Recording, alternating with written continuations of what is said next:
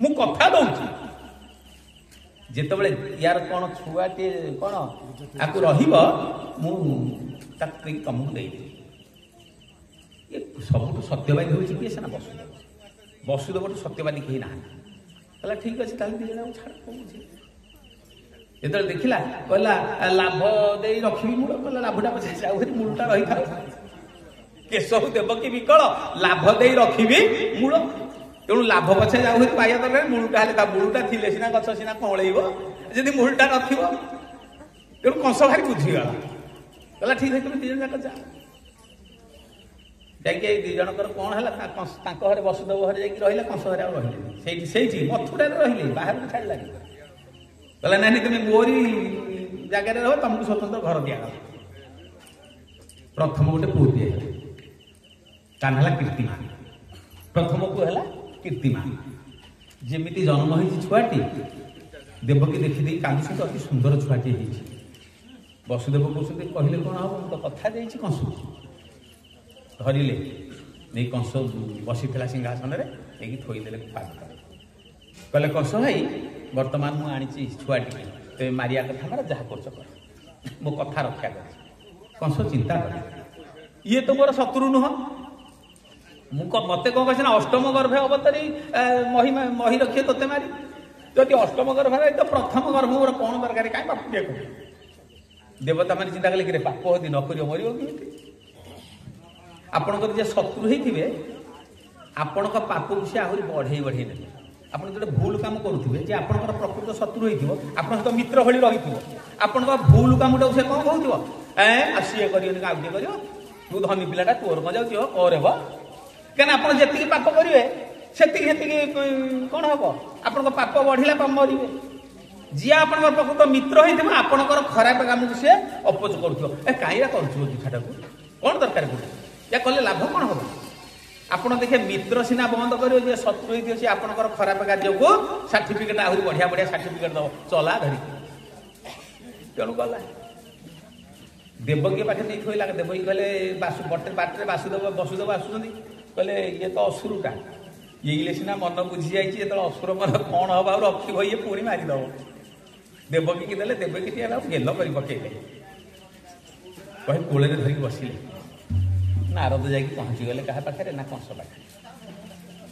नारद जानी जहाँ कहे नारद नास्तिरद मिछ कहबेनि से केवे जो वीणा बजे गले श्रीमन नारायण नारायण नारायण देखीदेला कंस आसिक मुंडिया मारा आसन में बसैदेला पाद फाद धोईदेला कहला जहाँ देवर्षि नारद आदि जनकर असुविधा समय जन साधु यदि पहुँची जाती ताले देखिए तार मंगल हम साधु दर्शन में मंगल थाए अन्य क्या दर्शन बसैले कहले आप देवर्षि नारद आप कड़े जहाँ मोर ये कथा शुणिले मोर जो वाणी होती अमुक बोधे शुणी ना मुझे मुझे संभाली पाइलिनी कंस कहले कौन ना ये आसी वसुदेव धरिक गोटे छुआटी तार प्रथम छुआटी है फेर ना नारद कहले हाँ सही कथा तो ठीक गोटे पद्म फुलटे रही कहले कंस ये प्रथम पाखुड़ा कौटा शेष पाखुड़ा कौटा किए कह बुझी हूँ माँ मैंने पद्म फुल फुटिला पद्म फुलटे टेकीदेला कहला प्रथम पाखुड़ा कौटा शेष पाखुड़ा कौटा कहली कहला कहनी सबुआड़े तो बुलिक रही प्रथम ना यहीटा जो अष्टम न हो किए कह प्रथमटा जो अष्टम न हो कहीं विश्वास ना भगवान विष्णु कटी विश्वास ना बैलोचन को स्त्री रूप में माइला महिषासुर को स्त्री रूप में माइला केतबले कौन से रूप बदलईदब कहला ताले को मारिदेवी कंस पचारा कहला ताले आप कौन पिला को मारिबी नारद टे पड़गले खाचरे कहला अरे जब हाँ करदे ना मत पाप लगे पाप इंडायरेक्टली क्या पाखक आसो मो पाखक कहीं गोटे मुनि होकर मुझे मारिदिए बोली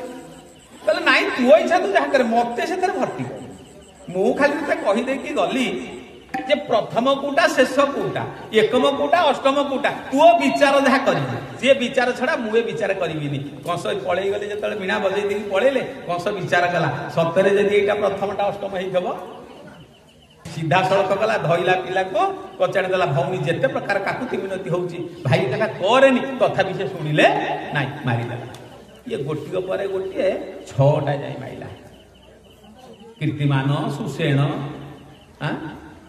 ଇତ୍ୟାଦି ଇତ୍ୟାଦି ଯେଉଁ ରଜ ଇତ୍ୟାଦି 6ଟା ଯାକ ପୁଅ ଅଛନ୍ତି। ସମ୍ପ୍ରଦାନ, ଭଦ୍ର, ଏ 6ଟା ଯାକ ପିଲା। ତାପରେ ଆସିବେ ବଳରାମ ଆସିବେ। ଇଏ ମାରି ସାରିଲା ପରେ ବଳରାମ ଆସିବେ। ରୋହିଣୀ ମା ସେତେବେଳକୁ କୋଉଠି? କଂସ ଘରେ ଯାଇକି ନନ୍ଦପୁରରେ। ରୋହିଣୀ ଯାଇକି ନନ୍ଦପୁରରେ ରହିଯାଇଛନ୍ତି। ଦେବକୀ ବନ୍ଦୀ ଘରେ। ଯେଉଁ 7ମ ଛୁଆଟି ହେଲା, ଗର୍ଭରେ ରହିଲା। ଭଗବାନ କହିଲେ ଯେ ଭଗବାନ ଆସିବା ପୂର୍ବରୁ ପ୍ରଥମେ ଯୋଗମାୟା ଆସିବେ। ଇଏ ସଂସାର ଯେତେବେଳେ ସୃଷ୍ଟି ହେଲା, ପ୍ରଭୁ ଏକ ହେଇକି ଥିଲେ। ଇଏ ଯେତେବେଳେ ସଂସାରକୁ ସୃଷ୍ଟି କଲେ, ପ୍ରଥମେ କାହାକୁ ସୃଷ୍ଟି କଲେ? ନା ଯୋଗମାୟାକୁ ସୃଷ୍ଟି କଲେ। ସେ ଯୋଗମାୟା ହେଉଛି ମା ରାଧା। ଯୋଉ ରାଧା ତତ୍ତ୍ୱ ଆମେ କହୁଛେ, ସେଇ ପ୍ରଥମ ଯୋଗମାୟା ହେଉଛନ୍ତି ମା ରାଧା। ବିନା ରାଧାରେ ସଂସାର ଅଧା ହେଇକି ରହିଯିବ। ତେଣୁ ରାଧା ହେଉଛନ୍ତି ପ୍ରଥମ। ରାଧାଙ୍କ ଠାରୁ ଆଦି ମାୟା ସୃଷ୍ଟି ହେଲା। ଇଏ ପ୍ରକୃତି ସୃଷ୍ଟି ହେଲା। ଇଏ ପ୍ରକୃତିକୁ ଦେଖିଲା ପରେ ଆମ ମାନଙ୍କର କଥା ଆଉ ଦେବହୂତି କପିଳ ସମ୍ବାଦ ଭିତରେ ସେ ରହିଛନ୍ତି। ଯାହା ହଉ କହିଲେ ଆଗ ପ୍ରଥମେ କିଏ? ମାୟା ଦରକାର। ମାୟା ଯଦି ନ ଆସିବେ ତାହେଲେ ସମାଜରେ ରହି ସଂସାର ରହିବ। ମାୟା ଦରକାର। ତେଣୁ ଭଗବାନ କହିଲେ ଯୋଗମାୟାକୁ କହିଲେ, ହେ ଯୋଗମାୟା, ତୁମ କାମ ହେଲା ତୁମେ ଯା, ଏ ଯେଉଁ ରୋହି ଦେବକୀଙ୍କ ଗର୍ଭରେ ଯେଉଁ 7ମ ସନ୍ତାନଟି ଅଛି, ତାକୁ ନେଇକି ରୋହିଣୀ ଗର୍ଭରେ ରଖ। କାରଣ ଇଏ ମା, ସିଏ ମା। ତାଙ୍କର 13ଟା ହେଉଛନ୍ତି ସ୍ତ୍ରୀ। କାହାର? ବସୁଦେବଙ୍କର। ଶେଷ ହେଉଛି କିଏ? ନା ଦେବକୀ। କହିଲେ ରୋହିଣୀ ସେଠି ଅଛନ୍ତି, ସେ ଗର୍ଭରେ ନେଇକି ରଖିବ। ଯଦି ରଖିବୁ ତତେ ଭଦ୍ରକାଳୀ, ଅମ୍ବିକା ଇତ୍ୟାଦି ଇତ୍ୟାଦି ଗାଁ ମାନଙ୍କରେ ପୂଜା କରି ଦେଖେ। ପ୍ରତି ଗାଁରେ ଗୋଟେ ଗୋଟେ ଠାକୁରାଣୀ ମଧ୍ୟ, କିଛି ନଥିଲେ ଠାକୁରାଣୀ ମନ୍ଦିରଟିଏ ଥିବ ନାହିଁ କି? କୋଉଠି ମଙ୍ଗଳା, କୋଉଠି ଭଦ୍ରକାଳୀ, କୋଉଠି ଇଏ ସିଏ, ଯାହା ଯାହା ବିଭିନ୍ନ କଥା ଅଛି। ସମସ୍ତଙ୍କ ଗାଁରେ ଗୋଟେ ମନ୍ଦିର ଅଛି। ଆମେ କ'ଣ କରୁଛେ? ଝିଅଟିକି ବାହା କଲେ, ପୁଅଟିକି ବାହା କଲେ, ସେଠି ଯାଇକି ଦିଅଁ ଗଣସା କରୁଛେ ଏବଂ ଦିଅଁଙ୍କ ପାଖରେ ମୁଣ୍ଡିଆ ମାରୁଛେ, ମା ତୁ ଗୋଟେ କାମ କରେ, ମୋ ପୁଅ କି ଝିଅ ଯଦି ବାହା ହେଉଛି ତାକୁ ତୁ ଭଲରେ ରଖେ, ତତେ ମୁଁ ଛାଡ଼ିଦେବି। ଠିକ୍ ସେମିତି କଲେ। ମା କ'ଣ କଲେ? ନା ସେ ଗର୍ଭକୁ ନେଇକି ରୋହିଣୀଙ୍କ ଗର୍ଭରେ ନେଇକି ଥୋଇଦେଲେ। ସମସ୍ତେ କହିଲେ ଯାହା ହଉ ଇଆର ପେଟ ପୁରୁ, ଏଇଟା ଇଏ ଜନ୍ମ ହୋଇଥିଲେ ମରିଥାନ୍ତା। କିଏ କହିଲା ଇଏ ଏମିତି ହେଲା, କିଏ କହିଲା ସମ୍ଭାଳି ପାରିବେ। ଏଇଟା ବିଭିନ୍ନ କଥା ଅଛି, ତାକୁ ଆଲୋଚନା କରିବେ। ଜନ୍ମ ହେଲେ କୋଉଠି? 8ମ ଗର୍ଭରେ। ଏ 7ମ ଗର୍ଭରେ ନାଇକି ରୋହିଣୀଙ୍କ ଜନ୍ମ ହେଲେ, ଗୁହାଳେ ଜନ୍ମ ହେଲେ। ତେଣୁ ଆପଣମାନେ ଦେଖିଥିବେ ବଳରାମ ଜନ୍ମଦିନ ସବୁ ବଳଦ ମୁଖରେ ସବୁ ଫୁଲମାଳ ପକାଉନାହାନ୍ତି। ସମସ୍ତେ କହୁଛନ୍ତି କୋଉଠି? ନା ଗୁହାଳରେ ଜନ୍ମ ହେଲେ। ଆରେ ଯଦି ଇଏ ତ ସ୍ୱାମୀ ରହିଲେ ସେଠି, ଯଦି ରୋହିଣୀ ଏଠି ଯଦି ଜନ୍ମ କରିବେ, ସମସ୍ତେ କହିଲେ ଜନ୍ମ କଲା କୋଉଠୁ? ତେଣୁ ଏମିତି ଉପାୟ କରାଗଲା ଯେ ସମସ୍ତେ କହିଲେ ଗାଈଟେ ଜନ୍ମ କରିଛି, ରୋହିଣୀ ଗାଈ ଗୋଟେ ଛୁଆ ଜନ୍ମ କରିଛି। ତେଣୁ ଯାହା ହଉ ପ୍ରଭୁ ବଳରାମ ବଢିଲେ। 8ମ ଗର୍ଭକୁ ଆସିବେ କିଏ? ନା ପ୍ରଭୁ ନିଜେ ଆସିବେ। ଯେତେବେଳେ 8ମ ଗର୍ଭକୁ ପ୍ରଭୁ ଆସିଲେ, କଂସ ଦେଖିଦେଲା, କହିଲା କିରେ ଏତେ ଗର୍ଭ ଥିଲା, ଆଉ ବେଡ଼ି ପକେଇ ବାନ୍ଧିଛି, 7 ଦ୍ୱାର କରିଦେଇଛି, 7 ଦ୍ୱାରେ ସବୁ ଜଗେଇ ଦେଇଛି। କାହାକୁ? ନା ସବୁ ଦୁଆରୀ ଜଗେଇ ଦେଇଛି। କହିଲା ସବୁ କରିବ ସାଙ୍ଗେ ସାଙ୍ଗେ। କାହିଁକିନା ଯୋଉ ପ୍ରଥମ ପିଲାକୁ ମାରି ସାରିବା ପରେ ବନ୍ଦୀ ଘରେ ଆଣିକି ରଖିଲା। ଆପଣମାନେ ଶୁଣୁ, ପ୍ରଥମ ପିଲାକୁ ମାରି ସାରିଲା ପରେ ବନ୍ଦୀ ଘରେ ରଖିଲା, ବେଡ଼ି ପକେଇଦେଲା, ହାତରେ ଗୋଡ଼ରେ ବେଡ଼ି ପଡ଼ିଛି 2 ଜଣଙ୍କର, ଜଗେଇଦେଲା। କହିଲା ସାଙ୍ଗେ ସାଙ୍ଗେ ଖବର ଦବ। କଂସ ଦେଖିଲା, କହିଲା ଏତେ ସୁନ୍ଦର ଦେଖାଯାଉଛି, 7ଟା ଜନ୍ମ କଲା ଯେ ଏତେ ସୁନ୍ଦର ଦିଶୁନଥିଲା, ଇଏ ଏତେ ସବୁ ବୋଧ ହୁଏ 8ମ ଗର୍ଭରେ ପ୍ରଭୁ ପଳେଇ ଆସିଲେ। ଚିନ୍ତା କରୁଛି, କହିଲା ମାରିଦେବି ନା ରଖିବି? କହିଲା ମାରିଦେଲେ ମଧ୍ୟ ମୋର ବି ଅମଙ୍ଗଳ ହବ, ପାପ ଗୁଡ଼ିଏ ବୋହି। 1ରେ ଗର୍ଭଣୀ ସ୍ତ୍ରୀ, 2ରେ ଭଉଣୀ, 3ରେ ନାରୀ, ସମସ୍ତେ ଲୋକ ମତେ ନିନ୍ଦା କରିବେ। କହିଲା ଠିକ୍ ଅଛି, କିନ୍ତୁ ଦୁଆରୀ ମାନଙ୍କୁ କହିଲା ତମେ ପୁରା ରେଡି ଥା, କୁଆଁ କୁଆଁ ଶୁଭିଲା ପୂର୍ବରୁ ତମେ ମତେ ଖବର ଦବ। କହିଲେ ଠିକ୍ ଅଛି। ଦେଖିଦେଲେ ସବୁ ଦେବତା ମାନେ ଆସି ପହଞ୍ଚିଗଲେ ସେଇ ବନ୍ଦିଶାଳାରେ। ବନ୍ଦିଶାଳାରେ ପହଞ୍ଚି ହାତ ଯୋଡ଼ିଦେଲେ, ଗର୍ଭକୁ ଦେଖିଲେ। ମାଙ୍କ ଗର୍ଭକୁ ଦେଖିଦେଲେ ଯେତେବେଳେ ଗର୍ଭକୁ ସ୍ତୁତି କରୁଛନ୍ତି, ସତ୍ୟବ୍ରତଂ ସତ୍ୟ ପରନ୍ତି ସତ୍ୟ, ଏ ସୁନ୍ଦର ଭାବରେ କହିଛନ୍ତି। କହିଲେ ଏକୋୟନସୋ ଦ୍ୱିଫଳଂ ସ୍ତ୍ରୀମୂଳ ଚତୁରସ ପଞ୍ଚବିଧ ଷଡ଼ାତ୍ମା ସପ୍ତତ୍ୱ ଗଷ୍ଟ ନବମ ଗବାକ୍ଷ ଦଶଚ୍ଛଦିହା ଖଗ ବୃକ୍ଷ। କହିଲେ ସ୍ତୁତି କଲେ, କହିଲେ ପ୍ରଭୁ ଆପଣ ହଉଛନ୍ତି ବୃକ୍ଷ, ଏ ଶରୀର ହଉଛି ଗୋଟେ ବୃକ୍ଷ, ନୁହେଁ କି? ଆମକୁ କହିନାହାନ୍ତି ଓଲଟ ବୃକ୍ଷ ଖେଳୁଛି ଲୋଟଣୀ ପାରା, ଏ ଶରୀର। ଭଗବତ ଗୀତାରେ 5-10 କଣ କହିଲେ? କହିଲେନି ଅସ୍ୱସ୍ଥ ମୂଳ ସୁବିର ମୂଳ ମଶମ ସତ୍ୟ ଦୃଢ଼ ଚିତ୍ତ, କହୁନାହାନ୍ତି? ଏଇଟା ଗୋଟେ ମୂଳ, ଏଇଟା ହଉଛି ପ୍ରକୃତରେ କଣ? ଡାଳ। ମୂଳ ହଉଛି କଣ? ମୂଳ ହଉଛି ଏଇଠି, କିନ୍ତୁ ଆମେ ଓଲଟା ହେଇକି ମା ଗର୍ଭରେ ଓଲଟା ରହୁଥିଲେ। ସେଇଥିପାଇଁ ଆମକୁ କୁହାହଉଥିଲା କଣ? ନା ଏଇ ଯୋଉ ତାଙ୍କର ପୁଅ ହେଇଥିଲେ ଉତ୍ତାନପାଦ। ଉତ୍ତାନପାଦ କିଏ ସେ? ନା ମା ଗର୍ଭରେ ଓଲଟା ପାଦ ଗୁଡାକ ଉପରକୁ ଥାଏ ବୋଲି ଆମେ ସମସ୍ତେ ଉତ୍ତାନପାଦ। ଆମେ ସମସ୍ତେ ଉତ୍ତାନପାଦ। ତେଣୁ ଏଇ ଯୋଉ କହିଲେ ଶରୀରଟାକୁ କଲେ, ଏକ ହେଉଛି ପ୍ରକୃତି, ଦୁଇ ହେଉଛନ୍ତି ସୁଖ ଦୁଃଖ। ଇଏ ପ୍ରକୃତି, ଦିଟା ହେଲା ଫଳ କିଏ ସେ? ଗୋଟେ ହଉଛି ସୁଖ, ଗୋଟେ ହଉଛି ଦୁଃଖ। ତିନିଟା ହଉଛି ଏକଜନ ଦୁଇ ତ୍ରିମୂଳ, ତିନିଟା ଯାକ ମୂଳ, ସତ୍ଵ ରଜ ତମ। ଚାରି ରସ କିଏ ସେ? ନା ଧର୍ମ ଅର୍ଥ କାମ ମୋକ୍ଷ।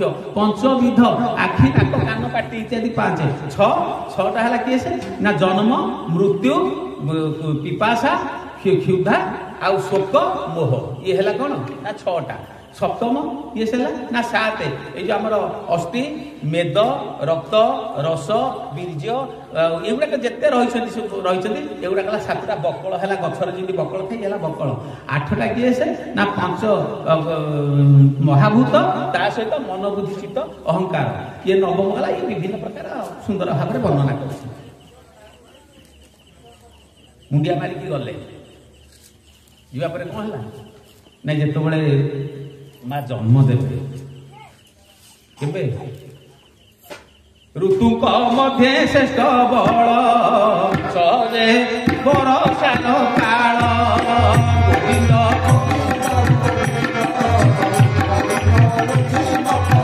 ଭାଦ୍ରବ ମାସ କୃଷ୍ଣ ପକ୍ଷ, ସକଳ ଗ୍ରହେ ଛନ୍ତି ଉଚ୍ଚ।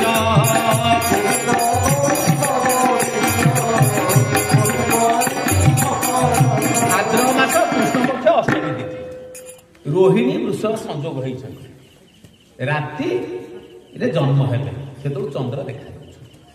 ରାମ ଭଗବାନଙ୍କ ଜନ୍ମ ବେଳେ କେତେବେଳେ? ଦିନ ବେଳେ, ଦିନ 12ଟାରେ। ରାମଙ୍କ ଜନ୍ମ ହଉଛି ଦିନ 12ଟାରେ, କାହିଁକିନା ରାମ ଟିକେ ସରଳିଆ ସିଧା ବାଟ। କୃଷ୍ଣ ହେବେ କେବେ? ନା ରାତିରେ ଜନ୍ମ ହେବେ, କାହିଁକିନା କୃଷ୍ଣଙ୍କର କାମ ଟିକେ ବଙ୍କା।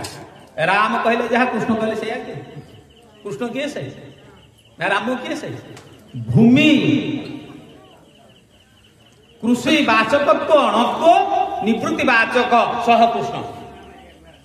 ଇଏ ଭୂମି ବା ଏ ଯୋଉ କୃଷି, ଇଏ ହଉଛି ପାର୍ଥିବ ଜିନିଷ। ଭୂମି ହଉ କି କୃଷି ପାର୍ଥିବ ଜିନିଷ ନୁହଁ କି? ଇଏ ପାର୍ଥିବ ଜିନିଷ, ଅପର୍ଯ୍ୟାପ୍ତ ପାର୍ଥିବ ଜିନିଷ ଥାଇକିରି ଯିଏ ସେଥିରୁ ନିବୃତ୍ତି ହେଇକି ରହିଛି ସେ ହଉଛନ୍ତି କୃଷ୍ଣ। ଇଏ ସବୁ ଭିତରେ ଥିବେ, କୋଉଥିରେ ସିଏ ନଥିବେ। ତେଣୁ ଭଗବାନ କୃଷ୍ଣ ହଉଛନ୍ତି ସେଇଆ। ଇଏ ରାତିରେ ଜନ୍ମ ହେଲେ, ଅଷ୍ଟମୀ ତିଥି। ସେତେବେଳେ ବାହାରି ପଡ଼ିଲେଣି କିଏ? ନା ଚନ୍ଦ୍ର ବାହାରି ସାରି ଦେଖୁଛନ୍ତି ଚନ୍ଦ୍ର। ଯେତେବେଳେ ଭଗବାନ କୃଷ୍ଣ ଜନ୍ମ, ଭଗବାନ ରାମ ଜନ୍ମ ହେଲେ କେବେ? ନା ଚୈତ୍ର ମାସ ଶୁକ୍ଳ ପକ୍ଷ ନବମୀ ତିଥିରେ ଜନ୍ମ ହେଲେ, ଦିନ 12ଟାରେ। ସୂର୍ଯ୍ୟ ଭଗବାନ ଯାଉଥିଲେ, ଠିକ ଅଯୋଧ୍ୟା ଉପରେ ପହଞ୍ଚିଗଲେ। କଣ କଲେ? ନା ସେଇମିତି ମାସେ କାଳ ରହିଗଲେ। ରଥ ସಮೇତ ରବି ଥା କେଉ ନିଶା ପବନ ବିଧି ହଉ। ରଥ ସହିତ ରହିଗଲେ ମାସେ କାଳ, କେହି ଜାଣିନାହାନ୍ତି ଯେ କଣ ହଉଛି। ଠିକ ସେମିତି କୃଷ୍ଣ ଭଗବାନ ଯେତେବେଳେ ଦେବେ, କେହି ଜାଣୁନାହାନ୍ତି। କାରଣ କେତେ ବଡ କାମ ଚାଲିବ ନା, ଯଦି ହଠାତ ପଳେଇବ ରାତିରେ କେତେ ସମୟ କି? ଯେତେବେଳେ ଗର୍ଭ, ଯେତେବେଳେ ବେଦନା ଆରମ୍ଭ ହେଇଗଲା ମାଙ୍କର, ମା ଅଚେତ ହେଇଯାଉଛନ୍ତି। ଭଗବାନ କଣ କାହା ଗର୍ଭରୁ ଜନ୍ମ ନିଅନ୍ତି କି? ଆମେ ଜାଣିବା ପାଇଁ ଗର୍ଭ ବେଦନା ହଉଛି, ଜାଣିବା ପାଇଁ ଗର୍ଭ ବେଦନା, କିନ୍ତୁ କାହା ଗର୍ଭରୁ ପ୍ରଭୁ ଜନ୍ମ ଦେବେନି। ସେଇଥିପାଇଁ ପ୍ରାଚରିତ ମାନେ ଭୟ ପ୍ରକଟ କୃପାଲା ଦୀନ ଦୟାଲା ପ୍ରକଟ ହେଇଛନ୍ତି। ଭୟ ପ୍ରକଟ କୃପାଲା ଦୀନ ଦୟାଲା କୌଶଲ୍ୟା ହିତକାରୀ। ପ୍ରକଟ ହେଲେ କାହାର ହିତ କଲେ? ନା କୌଶଲ୍ୟାର। ପ୍ରଥମେ କୌଶଲ୍ୟାକୁ ଦର୍ଶନ ଦେଇଛନ୍ତି ରାମ ଅବତାରରେ, ତାପରେ ଶୁଣିଛନ୍ତି ଦଶରଥ, ବ୍ରହ୍ମାନନ୍ଦ ପ୍ରାପ୍ତ ହେଇଯାଇଛନ୍ତି। ଶୁଣି ଦେଇକି ବ୍ରହ୍ମାନନ୍ଦ ପାଇଗଲେ। ଆଜି ଯେତେବେଳେ ଭଗବାନ କୃଷ୍ଣ ଆଜି ପ୍ରକଟ ହେବେ, କିଏ ସେ ଅଛି? ନା କେହି ନାହାନ୍ତି, କେବଳ ଇଏ ଅଚେତା ହେଇଯାଇଛନ୍ତି। ବସୁଦେବ ଧରିଛନ୍ତି କଙ୍କାଳ। ପଛରେ ବସୁଦେବ ଥିଲା, ଦେବକୀ କଙ୍କାଳ ଧରିଲା। ଭଗବାନ ଜନ୍ମ କେମିତି ହେଲା? ନା ନୀଳଜୀମୂତ ଦେହ କାନ୍ତି, ବଳୟ ମଣି ଝଟ କନ୍ତି। ଗୋବିନ୍ଦ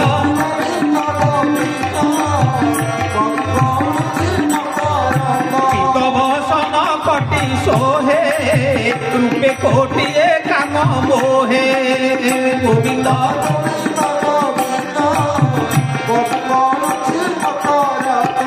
মেখলা সোনা সুতা উদরে পদ কপইলা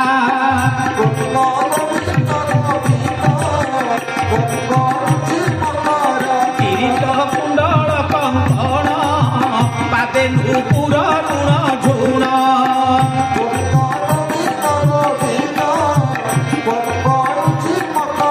ବିଷୟୀ ଶଙ୍ଖ ଚକ୍ର ତେଜ କଣ ମର୍କଟ କୁମ୍ଭ ଚତୁର୍ଭୁଜ ଗୋବିନ୍ଦ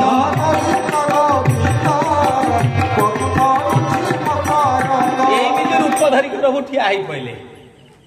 ପିତ୍ତବସନ ପିନ୍ଧିଛନ୍ତି, ନୀଳଜିମୁତ ନୀଳମେଘ ଭଳିଆ ଦେହ ହେଇଛି, ପଦକ ପଡିଛି, ଆଉ କିରୀଟ ଲଗେଇଛନ୍ତି, କାନରେ କୁଣ୍ଡଳ ଝୁଲୁଛି, ଯେମିତି ଆମର ସୁନ୍ଦର ଭାବରେ ବର୍ଣ୍ଣନା କରାହେଇଛନ୍ତି।